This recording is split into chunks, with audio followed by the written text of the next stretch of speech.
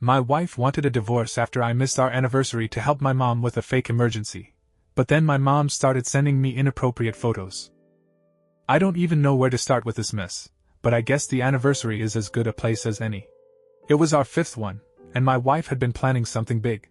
She booked us a table at this fancy restaurant downtown, the kind of place where you have to dress up and they charge you extra just for the bread. She'd been dropping hints for weeks about how much it meant to her, especially since we'd been arguing a lot lately about my family. I knew she wanted to make it a night to fix things between us. That morning, she was all smiles, humming in the kitchen while she made breakfast. I figured I'd get home from work early, clean up, and we'd have a solid night together. Then my phone buzzed around noon. It was a text from my mom. She said she'd fallen in her living room and couldn't get up. No details, just that she needed me right away.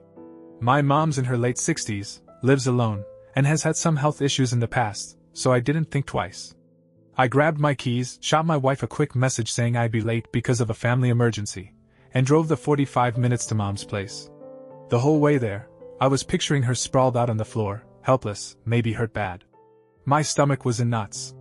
When I got there, I burst through the door ready to call 911. But there she was, sitting on the couch with a cup of tea, perfectly fine.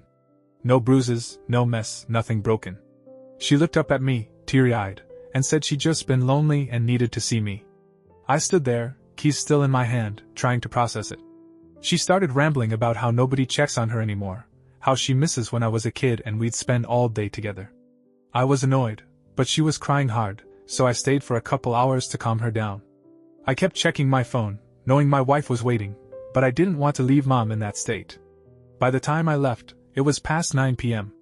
The restaurant reservation was long gone. I drove home, rehearsing how I'd explain it to my wife. I figured she'd be mad, but I could smooth it over. When I walked in, the house was dark except for the kitchen light. She was sitting at the table, still in the dress she'd picked out for dinner, her makeup streaked from crying. The table was set with candles that had burned down to stubs, and there was a cold meal she'd made herself. She didn't even look at me at first, just stared at the plate. I started to say something about Mom, but she cut me off, voice shaking, and said she was done with me always picking my mother over her. Before I could get a word in, she stood up, went to our room, and locked the door. I slept on the couch that night, thinking it'd blow over. The next morning, I woke up to the sound of her moving around in the bedroom. I figured she'd cooled off and we could talk it out. I knocked on the door, but she didn't answer. When she finally came out, she had a suitcase in her hand. She looked at me, eyes red but steady, and said she wanted a divorce. No yelling, no arguing, just those words, flat and final. I stood there, still half asleep, trying to figure out how we'd gone from a missed dinner to this. I told her it was a one-time thing, that Mom had tricked me with the false story, but she didn't care. She said it wasn't just the anniversary, it was years of me putting my family first, and she was tired of being second. She grabbed her keys and left for her sister's place, leaving me in the quiet house. I spent the day replaying everything. I knew she'd been frustrated before. My mom had a habit of calling me for every little thing, fixing her sink, driving her to the store, listening to her vent about her neighbors. My wife had complained about it plenty, saying Mom was too dependent, but I always brushed it off. She's my mom, you know? You don't just ignore that. But sitting there alone, I started wondering if I'd messed up worse than I thought.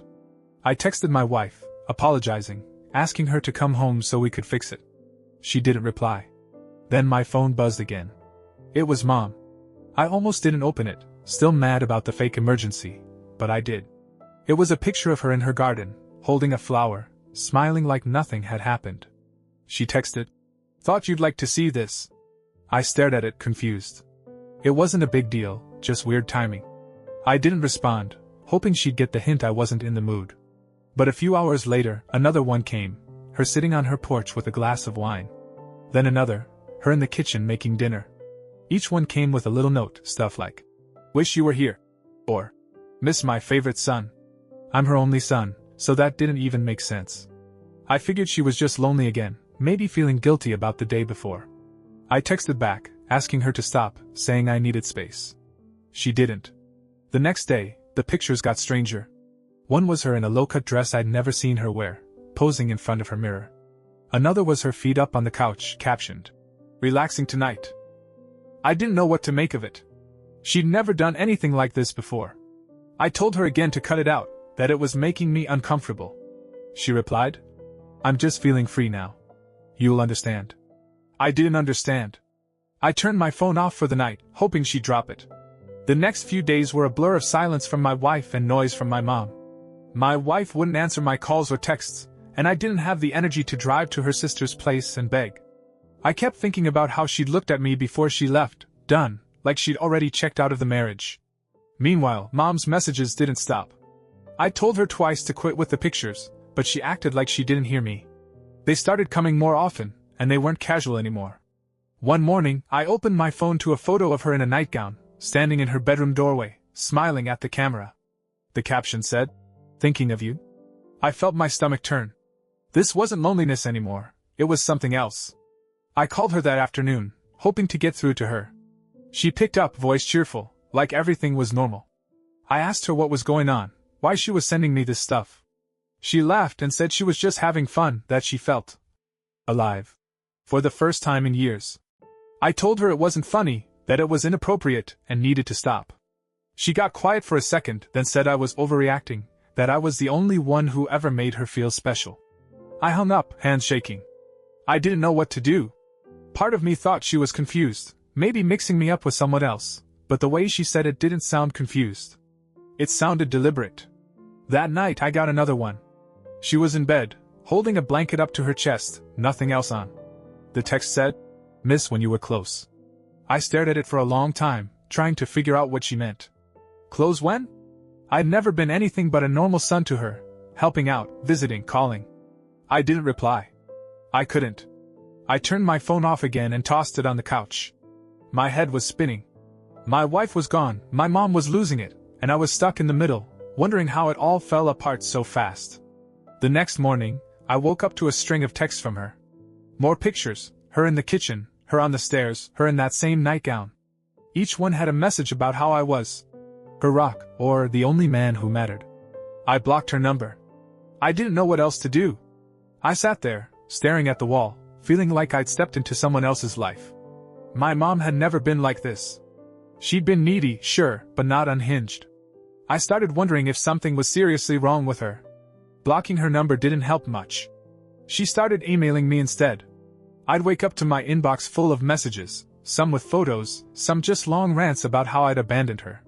One email had a picture of her in the backyard, wearing a sundress with a caption that said, "Waiting for you."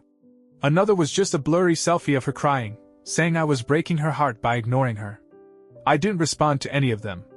I couldn't wrap my head around it. This was the woman who'd raised me, who'd spent years nagging me about mowing her lawn or picking up groceries. Now she was acting like I was her boyfriend. Meanwhile, my wife came by the house to grab more of her stuff. I was at work when she showed up, but I'd left my phone on the counter unlocked. She saw everything, the texts before I blocked Mom, the emails piling up. When I got home, she was still there, sitting on the couch with my phone in her hand. Her face was pale, eyes wide. She didn't say much, just held it up so I could see the screen. It was open to that bed photo, the one with the blanket. I tried to explain, told her Mom had lost it, that I didn't know why she was doing this, that I'd stopped answering. My wife shook her head, packed her bag faster, and said she didn't care what the story was. She was done. She walked out, and I didn't chase her. After she left, I sat there with my phone, scrolling through the mess. I felt sick. My marriage was over, and my mom was spiraling into something I couldn't even name. I called my brother that night. He lives a few states away, so he doesn't see Mom much, but I needed someone to tell me I wasn't crazy. I laid it all out, the fake emergency, the pictures, the emails. He didn't say much at first, just listened. Then he told me Mom had been acting off for months. He'd gotten a few weird calls from her, late at night, where she'd ramble about being lonely and drop hints about wanting him to move back. He brushed it off as her getting old, but now he wasn't sure. He said we needed to do something. I didn't sleep that night. I kept thinking about Mom's face in those photos, the way she smiled like she was posing for someone she loved. It didn't make sense. She'd been a normal mom my whole life, strict, sometimes clingy, but normal. Now she was someone I didn't recognize. I started Googling mental health stuff, wondering if this was dementia or something worse. I didn't find any answers, just more questions. My brother and I decided to get Mom help. He drove down, and we called a psychiatrist. I unblocked her number to say we were coming, but she didn't answer. She sent a photo, her holding a picture of me as a kid captioned, "My favorite memory." I didn't reply. We went to her house. She was on the couch, dressed up, smiling at me, ignoring my brother. She said she knew I'd come back. My brother told her she needed to see someone. She said she was fine, just missing me. We took her to the psychiatrist 2 days later. She was calm at first, calling me her special boy. Then she got upset, saying I was avoiding her because of the pictures. She showed the doctor the bed photo, saying it proved she trusted me. I stayed quiet. She started yelling that I was the only one who understood her, then sobbed, holding her phone. The doctor said it was likely psychosis and suggested admitting her. We agreed. They took her to a hospital that day. She looked at me as they left and asked if I'd visit. I didn't answer. My brother did the paperwork. I waited in the car. That night, he left, and I deleted all her emails and photos from my phone. A week later, the hospital called. Mom had been telling the nurses I was her fiancé. They said she'd been asking for me nonstop, getting upset when I didn't show up. I went to see her, thinking it might help. When I got there, she was in a room, sitting on the bed. She smiled, stood up, and tried to kiss me. I stepped back, told her to stop. She started crying, saying I was her everything, that she didn't need anyone else. The nurses pulled her away. I left and told the staff I wouldn't be back. My brother called later. He talked to the doctors. They said her condition was worse than they thought, delusions, maybe schizophrenia, mixed with years of untreated issues. They were keeping her longer. I didn't ask for details. I didn't want them. My wife texted me that same day, saying the divorce papers were ready. I didn't reply. She'd already made up her mind, and I wasn't going to fight it anymore.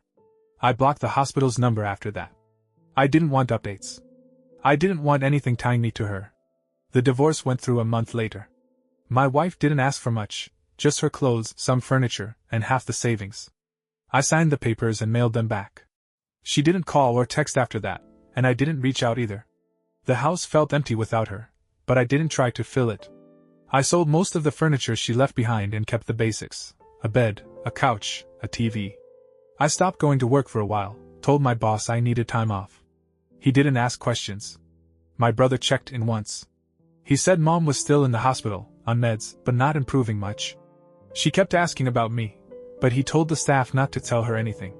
He asked if I wanted to know more. I said no. He didn't push it. I stopped answering his calls after that.